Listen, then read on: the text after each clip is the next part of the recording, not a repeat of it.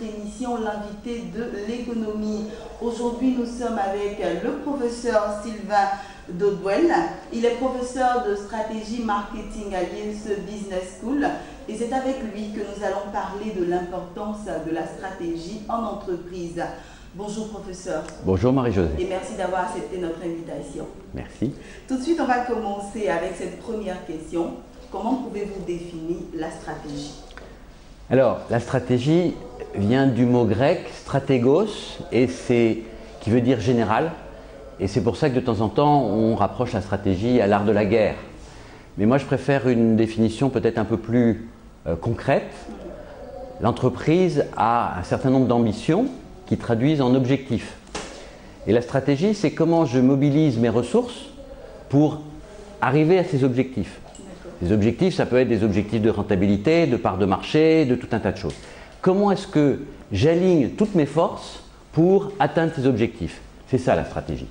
D'accord. Et quelles sont les différentes applications de la stratégie? Alors c'est un domaine un peu vaste. En général, on pense à trois grands niveaux de la stratégie. Le premier, c'est ce qu'on appelle la stratégie corporative, qui concerne essentiellement des grandes entreprises, souvent des entreprises diversifiées, qui ont plusieurs activités, qui travaillent dans plusieurs industries.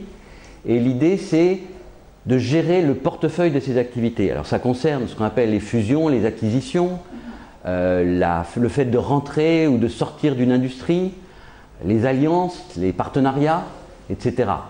Donc c'est ce qu'on appelle la stratégie corporative. Le deuxième niveau, c'est la stratégie concurrentielle, compétitive, qui correspond plus à ce qu'on appelle en anglais la business unit, une activité d'une entreprise, et c'est essayer de voir comment est-ce que je peux améliorer mon positionnement face à la concurrence.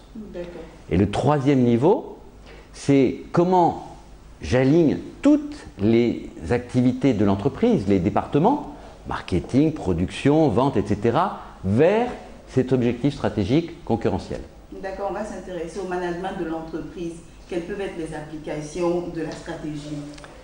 Alors la stratégie, clairement, c'est une question de choix. D'accord. Qu'est-ce que je vais faire et aussi qu'est-ce que je ne vais pas faire. D'accord. Donc la stratégie, en fait, c'est dans un environnement d'incertitude, puisqu'on doit faire des choix, c'est qu'il y a incertitude, comment est-ce que je peux faire des choix plus éclairés? Donc je vais m'intéresser à l'environnement externe, l'environnement interne, je vais essayer de comprendre un peu mieux quelles sont les tendances lourdes de l'évolution de l'environnement, l'évolution du marché, pour essayer de déterminer des opportunités, des menaces, des tendances, etc. Et au niveau interne, essayer de comprendre quelles sont mes faiblesses, mes forces, mais aussi les limitations, les contraintes que j'ai. Et ensuite, définir un certain nombre d'options et puis choisir. D'accord. On va parler maintenant des conséquences d'une mauvaise démarche stratégique pour une entreprise. C'est quoi les conséquences? Alors j'en vois deux grands types de conséquences. Il y a des conséquences en externe, c'est-à-dire que si on a une mauvaise stratégie, a priori on ne va pas forcément atteindre les objectifs qu'on s'est fixés. Ce qui n'est pas une très bonne nouvelle pour les actionnaires. Tout à fait. Mais je dirais que c'est grave ou pas. Ça dépend si on arrive à identifier à temps et à redresser la barre. Il y a une deuxième série de conséquences plutôt en interne qui sont parfois plus difficiles à gérer dans la mesure où on a mobilisé toutes ces énergies.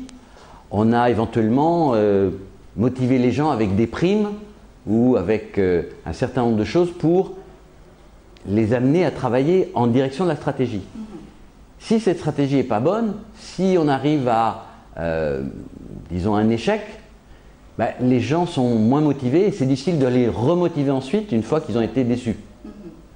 D'accord? D'accord, professeur. Professeur Dodwell, j'ai une autre question pour vous. Dans une entreprise, qui est le responsable de la stratégie? Alors, j'ai une boutade. En général, quand on fait le ménage, on commence à balayer l'escalier par le haut. Tout à fait. Donc, je dis le responsable de la stratégie, c'est le DG, c'est le directeur général. Moyennant quoi, c'est lui qui fait les derniers arbitrages, qui fait les choix. Il faut qu'il s'entoure et il faut qu'il écoute les gens qui sont avec lui. Mais je ne crois pas uniquement à la stratégie du haut vers le bas. Je pense que dans une entreprise, il y a des gens qui sont au contact des clients, qui sont au contact des distributeurs.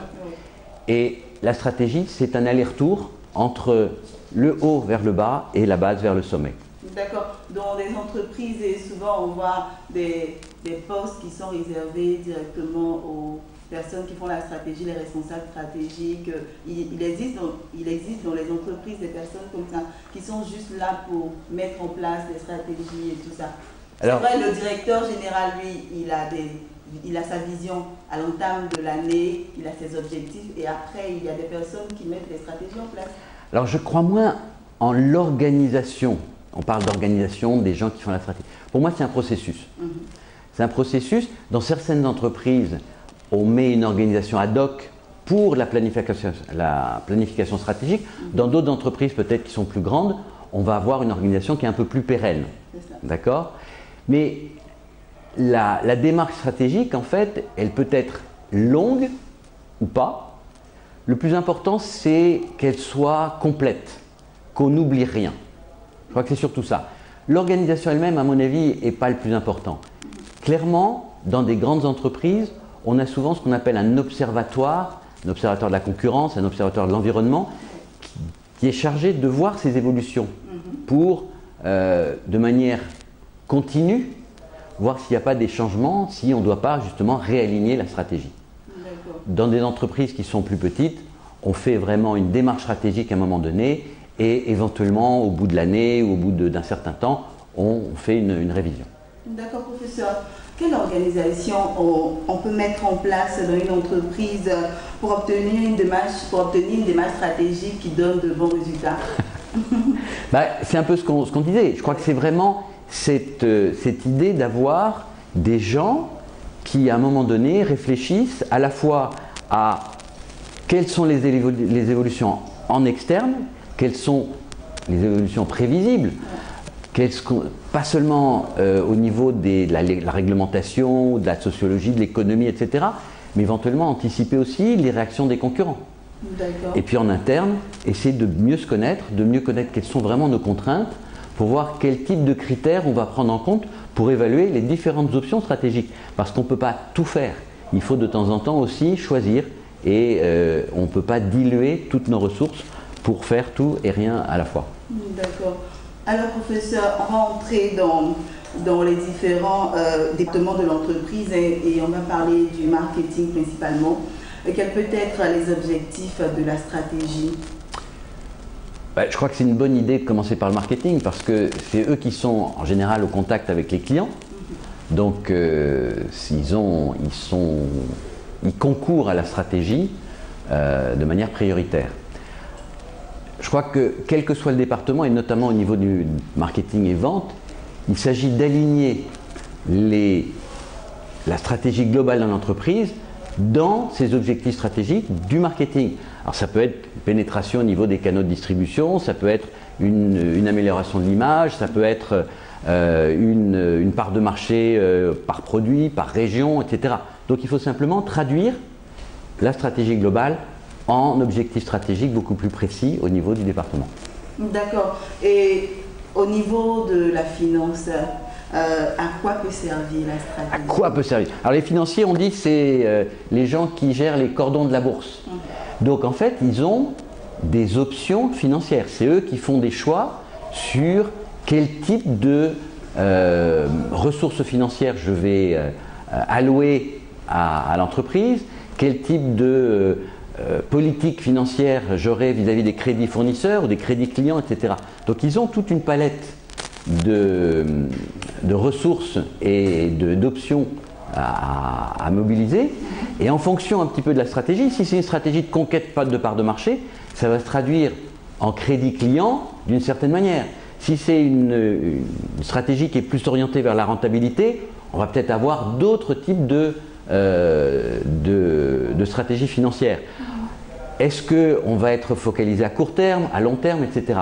Donc c'est vraiment s'aligner sur la stratégie de l'entreprise et faire de la finance qui sert les objectifs. Le professeur tout à l'heure parlait du responsable de la stratégie dans une entreprise. Et souvent, il y a des responsables financiers qui jouent ce rôle-là, n'est-ce pas ou bien? on peut donner, je veux dire, ça va dépendre encore un petit peu des types d'entreprises dans lesquelles on se place.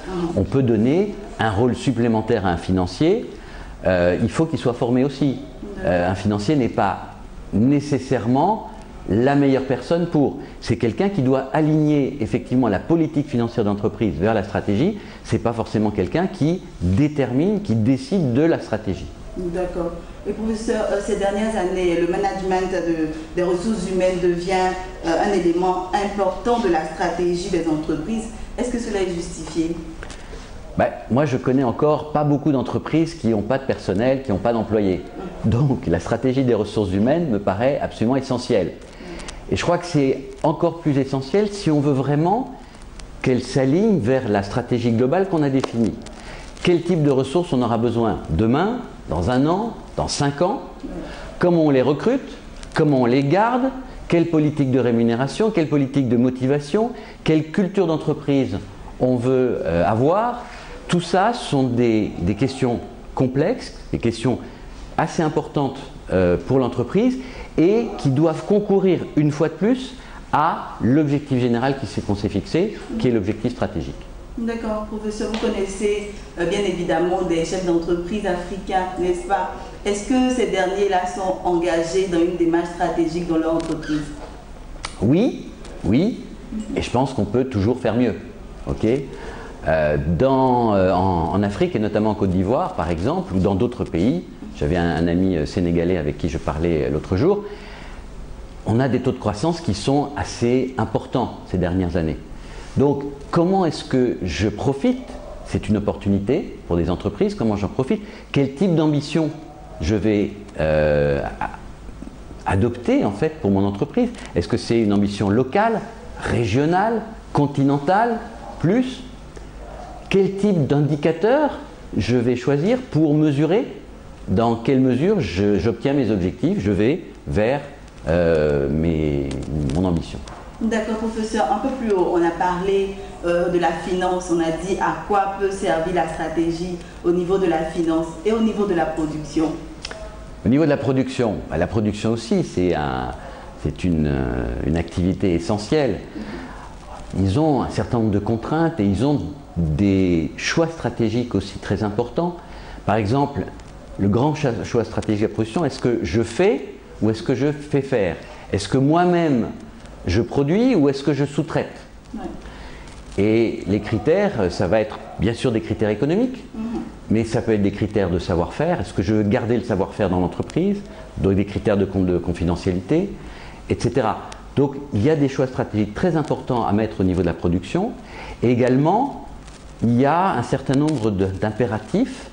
En général, dans la production, on pense à des environnements ou à des espaces de temps assez longs, puisqu'on veut amortir les équipements dans lesquels on a investi. Oui. En même temps, il faut penser des espaces courts, parce qu'il faut être très réactif aux évolutions technologiques. D'accord. Donc voilà, il y a des questions stratégiques à se poser aussi en production. L'essentiel étant toujours d'aligner nos choix vers la stratégie d'entreprise. C'est bien compris, professeur Sylvain Dodouel. On va terminer, mais avant de terminer, on a vu un peu, après tout ce que vous venez de dire, l'importance de la stratégie dans l'entreprise. Et avant de terminer, que pouvez-vous dire aux dirigeants d'entreprises africains concernant bien sûr ce sujet-là? Alors, souvent on me pose la question, est-ce qu'il y a une formule magique? Et je dis non, et puis ensuite je me ravise, je me dis oui, il y en a une. Il y a 5% de stratégie, 85% de mise en œuvre. D'accord. Et les mathématiciens disent, mais oui, mais alors les 10% qui restants, qu'est-ce qui se passe? Alors je me dis, c'est la chance. Mais il faut la définir, la chance, en business, c'est pas la chance au loto. La chance en business, c'est l'analyse de l'environnement, l'identification des opportunités et la connaissance de ses clients, la connaissance du marché, mieux que la concurrence. Et souvent, je donne un peu une anecdote. J'étais consultant dans une entreprise, c'est une grosse entreprise à un moment donné, et j'avoue que je m'embêtais un peu lors de comités exécutifs où je voyais tous ces gens, tous ces directeurs qui faisaient pas mal de politique et qui défendaient leur territoire, etc. Et un jour, j'ai eu l'idée de venir à une réunion avec un compagnon. Le compagnon en question, c'était un pantin, habillé aux couleurs de l'entreprise. Et je leur ai présenté, je leur ai dit voilà, ça c'est Manolo. Manolo, c'est votre client. Et dans toute la réunion, quelles que soient les discussions, quelles que soient les décisions que vous allez prendre, il faut que ça ait un impact positif pour Manolo. D'accord.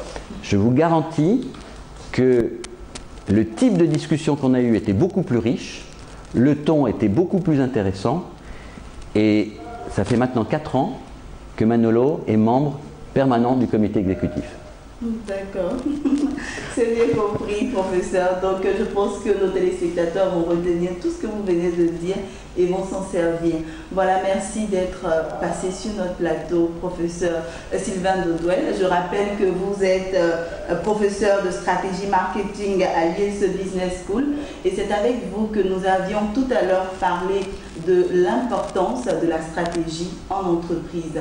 Voilà, merci encore, professeur. Je vous dis à très bientôt pour une autre émission, pourquoi pas. Merci Marie-Josée. Voilà, très bientôt, au revoir. professeur. Au revoir. Chers téléspectateurs, c'est ici que nous mettons fin à cette émission, l'invité de l'économie. Je vous souhaite une très bonne suite de programmes sur notre chaîne de télévision Business 24 Africa.